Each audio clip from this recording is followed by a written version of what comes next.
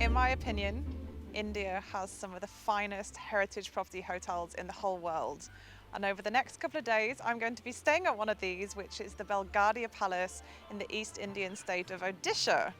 Now, this beautiful 18th century property has been restored lovingly by two sisters, Akshita and Mrinalika, who are the 48th generation of the Bhanj dynasty. Of course, food was a top priority, and I decided to try a traditional Odisha Thali. One of my favourite things about Thalis is that every region you go to has different flavours, so you've always got something new to try. Let's try and get some of this.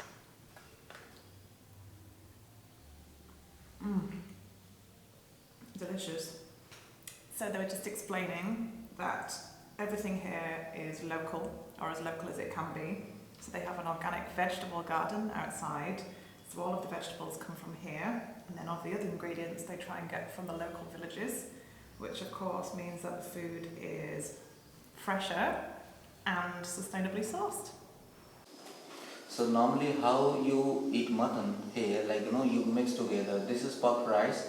You mix puffed rice with the mutton. Oh, I haven't tried that before. Yeah, that's interesting. So this is quite a traditional thali, is it? Traditional thali, yeah, exactly. And this is also part of the thali only. It's a green vegetable, so it's like lightly tossed with some gram flour, dumplings and some peanuts. Wonderful. This looks incredible. This is my magnificent room. They have a few different suites here, and they're all different styles. This room is called Chow, which apparently is a dance form in Odisha. And as with everything at the palace, it's absolutely spectacular. I just love this wallpaper. It's also stylised. It's really nice and light and airy as well. Looking over the gardens, and I can see a few dogs down there.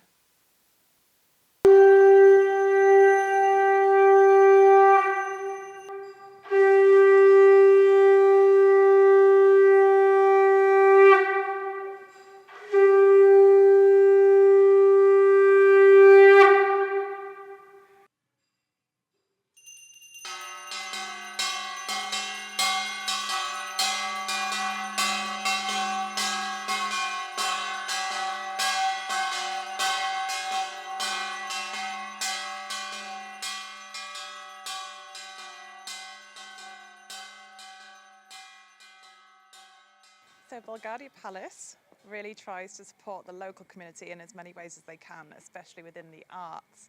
They have things like artist residencies here, and this evening they're actually having some of the local community who are dancers coming to perform for us, and hopefully they're going to be performing Chow, which is actually what my suite is named after, and it's a traditional dance form which I believe is going to be performed on the lawns in front of the palace. So the dance is about to start, and it turns out that it's actually not Chow, it's called Orissa or Odisse, which is of course named after the state, and it's a traditional dance form which originated in the temples.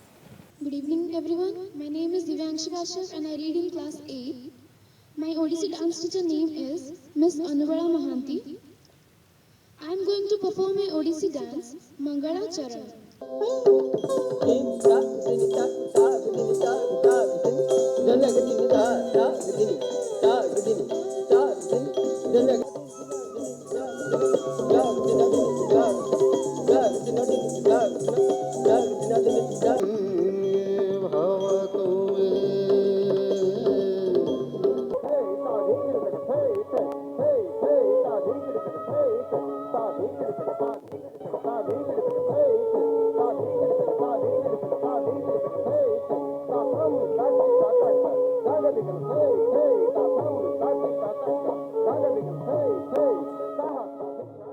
One of my favourite things about India is just how diverse all of the different states are. People might recognise the different foods, but actually the different music and dancing styles is one of the most significant things that varies from state to state. And this was just absolutely beautiful. I enjoyed it so much, and it's just a lovely storytelling form of dance. I had a very good sleep, and a very good breakfast actually as well. And this morning I've asked Akshita if she would take me on a tour of BELGADIA Palace, because I've been told that she's a really good storyteller, and obviously a place like this has so many stories to share. So we're going to have a little wander around, look around the property and learn about the history. The first parts of it being built was in 1804. So if you kind of look at the structure on the left, you can kind of see that it has this Victorian architecture. Even though 1804 is before pre-Victorian, it's kind of the Georgian era. So inside you'll see a lot of the furniture is a bit eclectic, and it's kind of like prints on prints, and that was kind of the idea of the house, because it was built as a home for foreign dignitaries who came to visit the royal family. Okay. So it was only called the palace because my grandfather, my great-grandfather who signed the accession was the last one who chose this home as the final, the home of the royal family. So that's when it got the term palace.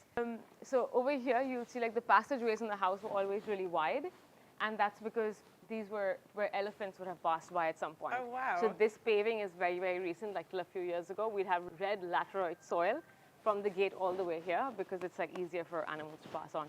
So this was the foyer of the house, the back foyer. But what's interesting about it is if you watch Downton Abbey, there were, and especially in Georgian houses, the first floor would have been the room for the platform for entertaining. So you'll see a lot of the theater rooms and the billiards room, the libraries here. The first floor would be where the family stayed, and then the higher wings where there were maybe attics or, the second story would be where the children and the nanny stay. So that's still where I stay.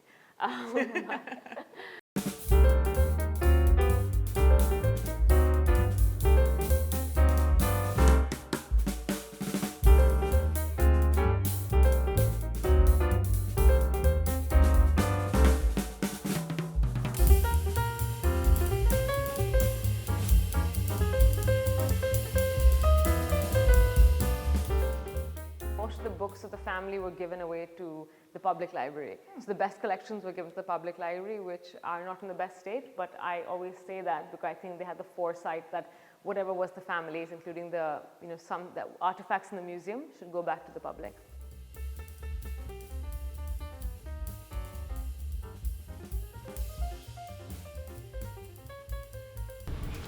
It is 7 a.m. and I had a very refreshing sleep. Those beds are so comfy. And this morning I've got up to meet the manager, Sotam, and he suggested that we take a walk around the local area and go to a vegetable market, because I do really love my markets. It's nice to see a little bit of the local area as well.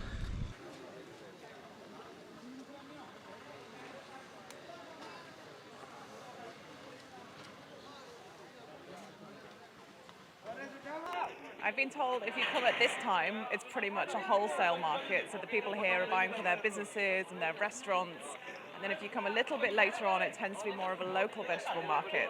And just looking around here, the colours and the sizes of some of these vegetables, honestly, the British vegetables just pale in comparison. Everything here looks so colourful and so fresh.